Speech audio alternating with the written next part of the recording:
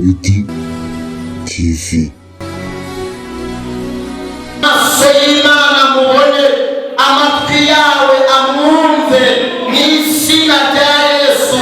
Amaso yawe abona abakobwa, amaso yawe abona ababyeyi, amaso yawe abona abagabo, amaso yawe abona abasore, amaso yawe abone buri muntu wese uri muri aya materaniro mu izina rya Yesu. Reka umugambi wawe usohore kuri twebwe, icyo wagambiriye aba aricyo gikoreka mu izina rya Yesu. Tubangamiye izindi mbaraga zidashyigikirwa n'umwuka wera, imbaraga z'abarozi, imbaraga z'abadayimoni mu izina rya Yesu Kristo. Sheto pitangolawi Jezikide bone mandiko turaritse umwuka wera w'Imana, duhamagara imbaraga z'Imana kugira ngo arizo zimanukira muri aya materaniro mu izina rya Yesu Kristo w'i Nazareti. Urakoze ko wemeye kubana natwe, urakoze ko urambuye ukuboko ku buzima bwacu, tubisenze twizeye mu izina rya Yesu.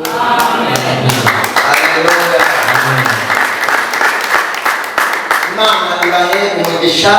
Nari ndimo mvuga ngo Yesu arambura ikiganza ku buzima bwawe. Buri muntu wese uri aha ngaha, Yesu arambure ikiganza ku buzima bwe. Imana ishimwe. Umuririmbyi waririmbye iyi korasi ndamukunda, yarebye mu kiganza cye asanga nta birimo, arebye mu kiganza cy'abamubyaye asanga nta birimo, arebye mu bo bavukana asanga nta mugisha urimo, arebye mu baturanyi asanga nta birimo, arebye mu kiganza cy'abakomeye baziranye asanga nta mugisha urimo. Ari gusenga agira iyerekwa, abona ikiganza cya Yesu, arangije araririmba aravuga ngo ibyo nabuze byose biri mu kiganza cye. Aravuga ngo ibyo nabonye ntabwo ari ibibabaza umutima wanjye, ahubwo ni ibimunezeza. Yesu arambura ikiganza. Amen.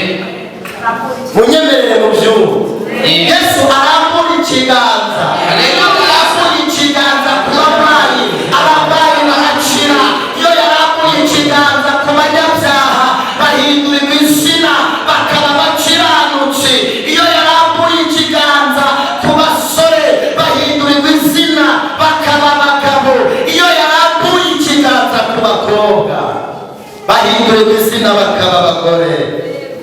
N'imbaraga ziri mu kiganza cya Yesu. Iyo yarambuye ikiganza ku bagabo, ntabwo baguma ari abagabo gusa, bahindurirwa izina bakaba abagabo b'abanyacyubahiro kubera Yesu yarambuye ikiganza. Iyo yarambuye ikiganza ku bagore, bahindurirwa izina bakaba abagore b'abanyacyubahiro kubera ko yarambuye ikiganza. Yesu arambura ikiganza. Kuri uyu mudugudu Yesu arambura ikiganza. Muri Ebenezeri Yesu arambura ikiganza. Mu bana bawe Yesu arambura ikiganza.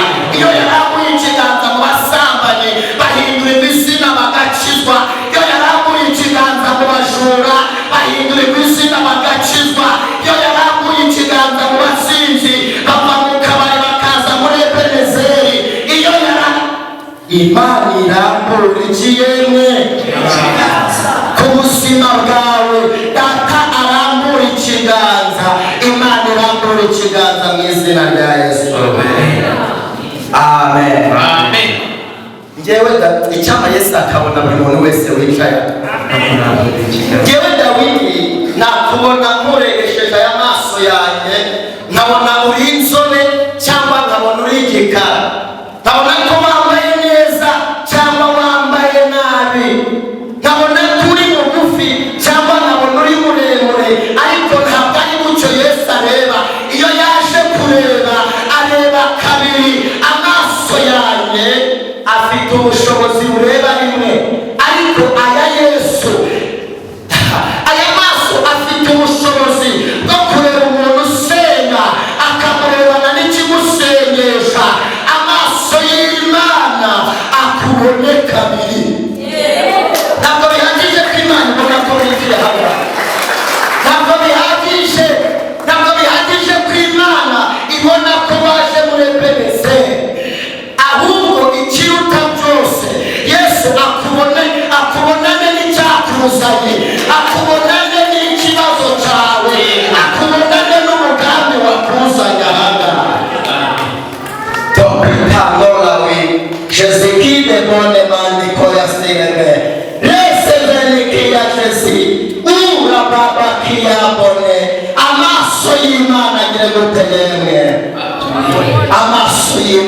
akubone. Imana ishimwe. Aya maso afite ubushobozi, aya ngaya afite ubushobozi.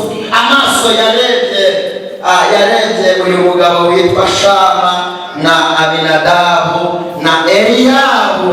Imana irangije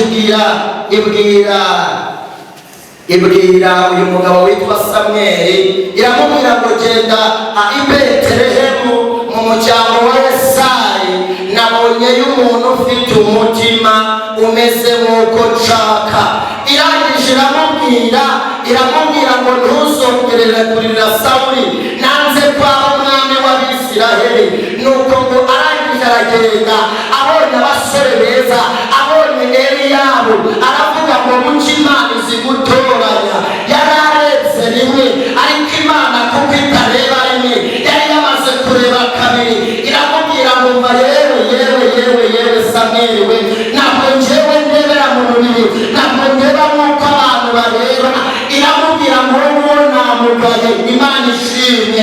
Iramubwira ngo nturebe ko ari inzobe, nturebe ko ari mwiza, nturebe ko yambaye neza, niwite ku mashuri. Zamura Yesu icyubahiro. Yesu ndamukunda.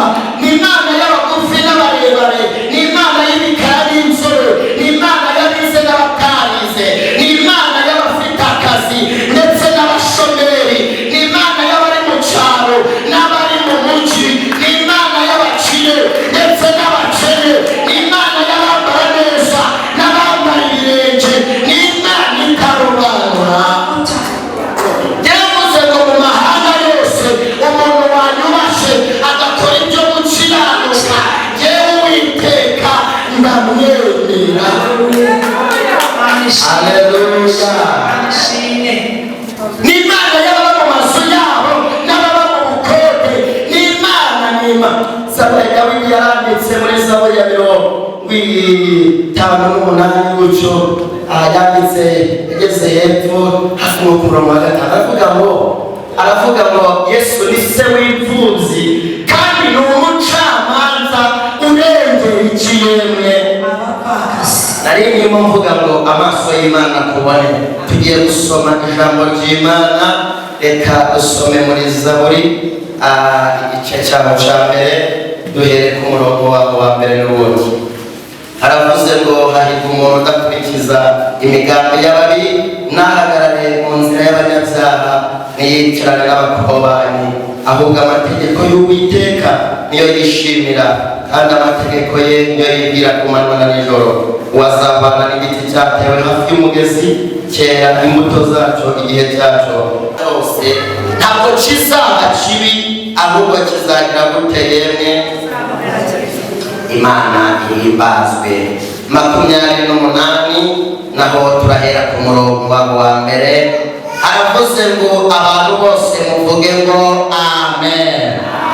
Nugira umwete wo kumvira Uwiteka Imana yawe, n'uwo kwitondera amategeko yayo yose gutegeka uyu munsi, Uwiteka Imana yawe izagusumbisha amahanga yose yo mu isi, kandi iyi migisha yose izakuzaho ikugereho niwumvira Uwiteka Imana yawe. Dusome ijambo ry'Imana none riri muri Yeremiya igice cyaho cya mbere umurongo wa 19. Yeremiya igice cya mbere umurongo wa 19.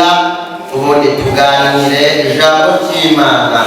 Aravuze ngo 19, aravuze ngo bazakurwanya ariko ntibazakubasha, kuko ndi kumwe nawe kugira ngo nkurokore, niko Uwiteka avuga. Imana yo mu ijuru iduhane umugisha mu izina rya Yesu Kristo w'i Nazareti. Bazakurwanya ariko ntibazakunesha, kuko ndi kumwe nawe kugira ngo urokore. Dusome ijambo ry'Imana turisorezeho Abafilipi ibice 4 umurongo wa 4. Haravuze ngo mujye mwishimira umwami wacu iminsi yose, yemwe nongeye kubivuga nti mwishime, ineza yanyu imenywe n'abantu bose, umwami wacu ari bugufi. Nimukagire icyo mwiganyira ahubwo ibyo mushaka byose bimenywe n'Imana, mubisabiye munasingingiye ndetse munashima, muvuge ngo amen. Aleluya. Ibyo mushaka byose bimenywe n'Imana, mubisabiye ndetse munasingingiye, ntimukagire icyo mwiganyira ahubwo ibyo mushaka bimenywe n'Imana. Mobidi TV.